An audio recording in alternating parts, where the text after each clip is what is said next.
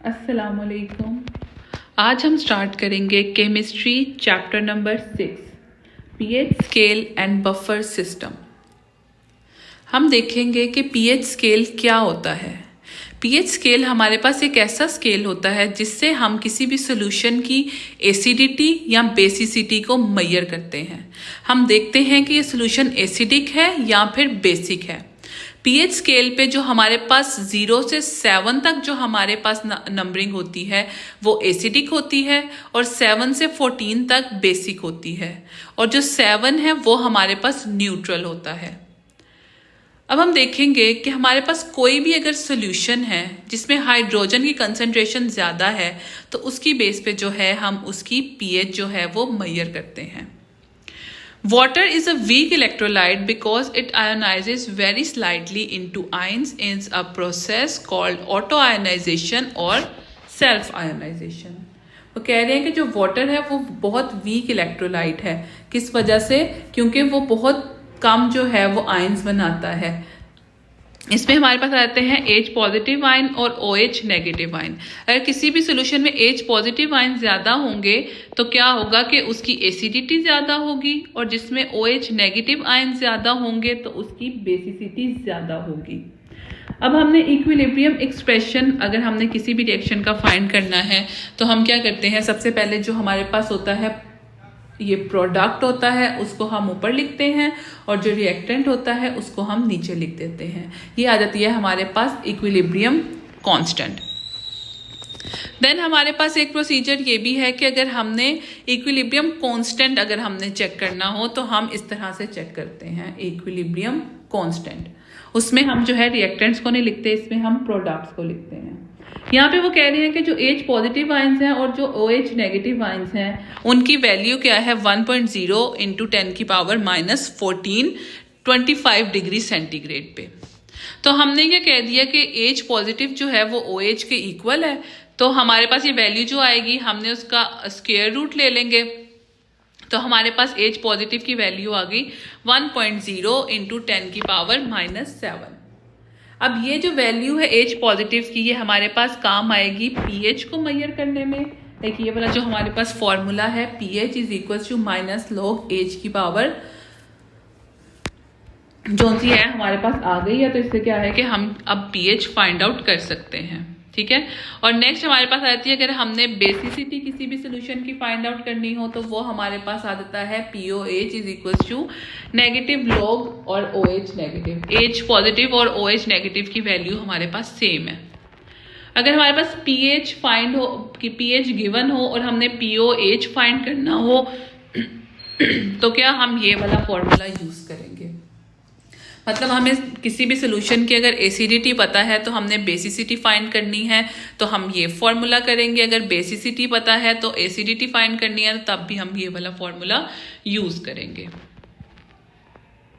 इस तरह से हमारे पास एक स्केल होता है पीएच स्केल। जो 7 है ये हमारे पास न्यूट्रल वैल्यू है। ये जो 7 से ऑनवर्ड है ये हमारे पास बेसिक वैल्यू होती है और जो 7 से पीछे है हमारे पास वो है हमारे पास एसिडिक वैल्यू।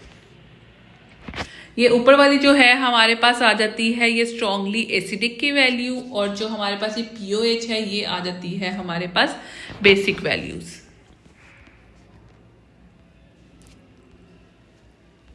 इसमें हमारे पास कंक्लूजन क्या है कि जो न्यूट्रल सोल्यूशन होता है उसकी pH क्या होती है 7, जो एसिडिक सोल्यूशन होता है उसकी pH लेस देन 7 होती है और वो सोल्यूशन जो बेसिक होता है उसकी pH ग्रेटर देन 7 होती है। और इनकी वैल्यूज कहाँ से रेंज करती हैं 0 to 14 के दरमियान में जो है इनकी वैल्यूज रेंज करती हैं। अब हम देखेंगे जो pH है ये हमारे पास किस लिए यूज होता है। जो pH स्केल है किसी भी सोल्यूशन की एसिडिटी या बेसिसिटी को मेजर करने के लिए यूज होता है, ठीक है। हम मेडिसिन में इनको यूज करते हैं, फिर उसके बाद हम आयंस की कंसंट्रेशन देखने के लिए यूज करते हैं, फिर उसके बाद बायोलॉजिकल रिएक्शंस के लिए जो से हम सॉल्यूशंस हम बनाते हैं उनकी pH को मेजर करने के लिए हम इनको यूज करते हैं pH स्केल को। नेक्स्ट टॉपिक है हमारे पास इंडिकेटर्स। हम देखेंगे इंडिकेटर्स क्या होते हैं। इंडिकेटर्स हमारे पास होते हैं के ये क्या करते हैं, जब हम इनको किसी एसिडिक या बेसिक सोल्यूशन में हम इनको डालते हैं तो ये अपना कलर चेंज कर लेते हैं, और जब कलर चेंज करते हैं तो उसके थ्रू हमें बताते हैं कि ये सोल्यूशन एसिडिक है या फिर बेसिक है। फॉर एग्जाम्पल इससे हमारे पास आ जाती है लिटमस पेपर की एग्जाम्पल आ जाती है। लिटमस पेपर क्या होता है कि जब हम उसको एसिडिक सोल्यूशन में डालते हैं ना, तो वो क्या हो जाता है, red litmus paper blue colour का हो जाता है, मतलब उसने कलर चेंज कर लिया अपना। इसी तरह हमारे पास इंडिकेटर्स होते हैं, फिनोफ्थलीन इसमें हमारे पास एग्जाम्पल आ जाती है, और मिथाइल ऑरेंज की इसमें हमारे पास एग्जाम्पल्स आ जाती हैं। लिटमस इंडिकेटर्स वो होते हैं जो हमें बता देते हैं, इंडिकेट करते हैं कि ये सोल्यूशन जो है वो एसिडिक है या फिर बेसिक है। Measuring pH of a solution, अब हम किस तरह से सोल्यूशन की जो पीएच है वो मेजर कर सकते हैं। हमारे पास डिफरेंट मेथड है, जैसे हमने ऊपर बताया इंडिकेटर्स को यूज़ कर सकते हैं।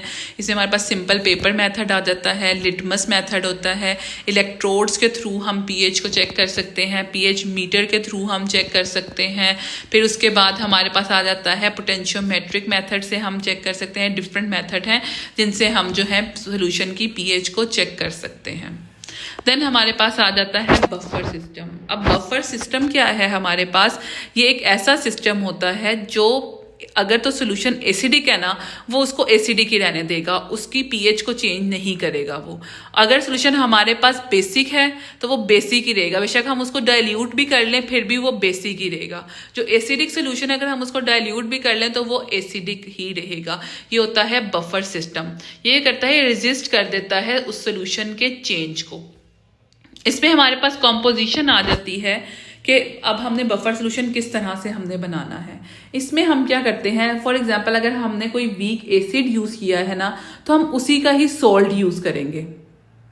अगर हमने वीक बेस यूज़ की है तो हम उसी बेस की सॉल्ट यूज़ करेंगे। इस तरह से हमारे पास ये बन जाती है इसकी कॉम्पोजिशन, और बफर सोल्यूशन हमारे पास बन जाता है।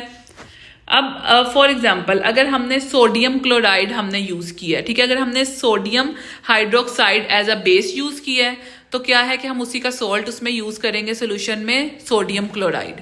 ठीक हो गया, ये हमारे पास एक एग्जांपल आ गई इसकी। फिर उसके बाद देखेंगे कि बफर सोल्यूशन की कैरेक्टरिस्टिक्स क्या होती हैं। क्या है कि इसकी जो पीएच है ना वो डेफिनेट होती है, हमें पता होता है कि जो सोल्यूशन है ये एसिडिक है या बेसिक है। अगर हम ज़्यादा देर के लिए भी सोल्यूशन को रखेंगे ना तो उसकी पीएच जो है वो चेंज नहीं होगी, वो सेम एज इट इज़ रहेगी। फॉर एग्जांपल जैसे हम सिरप्स वगैरह, ठीक है, कुछ होते हैं एसिडिक होते हैं, कुछ बेसिक होते हैं सिरप। अगर हम उनको रखेंगे ज़्यादा देर के लिए, हफ्ते 2 हफ्ते के लिए रखेंगे, तो क्या होगा कि उसकी जो है वो पीएच जो है वो उसका ख़राब नहीं होगा, उस सोल्यूशन का, वो पीने के लिए ठीक रहेगा। अगर हम उसको डाइल्यूट कर देते हैं किसी भी सोल्यूशन को तो जो उसकी पीएच है वो वही रहेगी। हाँ, उस तब स्लाइटली चेंज हो सकती है अगर हम उसमें जो है एसिडिक या बेसिक की क्वांटिटी जो है वो स्मॉल ऐड कर देंगे, तो फिर उसकी पीएच जो है वो चेंज हो सकती है। अब हमारे पास 2 तरह के होते हैं बफर, एक एसिडिक और एक होता है हमारे पास बेसिक। एसिडिक में क्या है कि हम क्या करेंगे कि वीक एसिड को ऐड करेंगे, ठीक है, और उसी का ही वो हम सॉल्ट भी ऐड कर देंगे। ठीक हो गया। और इसमें हम क्या कर रहे हैं, बेसिक सोल्यूशन में हम बेस ऐड कर रहे हैं और उसी का ही सॉल्ट ऐड कर रहे हैं हम। उसके बाद आता है simple buffer. It is formed by a mixture of acid salt and normal salt of a polybasic acid. इसमें हम नॉर्मल सॉल्ट को ऐड करते हैं और एसिड सॉल्ट को हम ऐड करते हैं। फिर इसकी कैपेसिटी कितनी होती है किसी भी बफर सोल्यूशन की, जितने भी उसके अंदर नंबर ऑफ मोल्स होते हैं ना एसिड या बेस के, ठीक है, उतनी उसकी हो जाती है कैपेसिटी। अब हम देखेंगे कि हमारे पास ये कहाँ कहाँ यूज़ होते हैं। ठीक है, अब हम इसकी एप्लीकेशंस देखेंगे। ये हमारे पास यूज़ होते हैं किसी भी रिएक्शन को स्टेबल करने के लिए यूज़ होते हैं, मेडिसिन्स में यूज़ होते हैं हमारे पास, ठीक हो गया, इंजाइम की स्टडीज़ में यूज़ होते हैं, प्रिसाइज मेजरमेंट्स में यूज़ होते हैं, किसी भी स्टफ को सेपरेट करना उसमें यूज़ होते हैं, पीएच टेस्टिंग में यूज़ होते हैं, मेडिसिन्स में कोई भी हमने फूड ड्रिंक को वगैरह में यूज़ होते हैं। फिर उसके बाद जो है वाटर को क्लीन करने में यूज़ होते हैं, और मेटल कोटिंग वगैरह में हमारे पास जो है बफर सॉल्यूशंस यूज़ होते हैं। ये था हमारा आज का चैप्टर। इसमें हमने क्या क्या पढ़ा, हमने देखा पीएच स्केल क्या होता है, फिर उसके बाद हमने इसमें देखा कि इंडिकेटर्स क्या होते हैं, उनका क्या क्या यूज़ है। फिर उसके बाद हमने इसमें पढ़ा कि बफर सॉल्यूशंस क्या होते हैं, और फिर हमने देखा कि किस तरह से ये इनकी आयोनाइजेशन होती है। ठीक, थैंक यू।